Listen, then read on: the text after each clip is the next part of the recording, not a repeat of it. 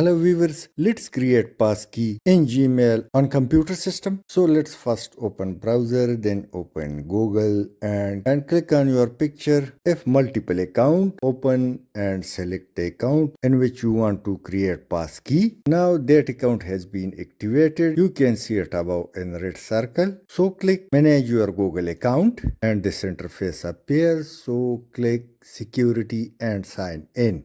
Now click Passkeys and security keys. This interface appears, so it may ask for your password or computer PIN.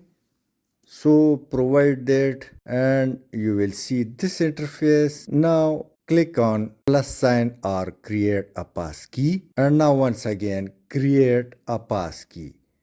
Now click on create and provide PIN, pattern, fingerprint, etc.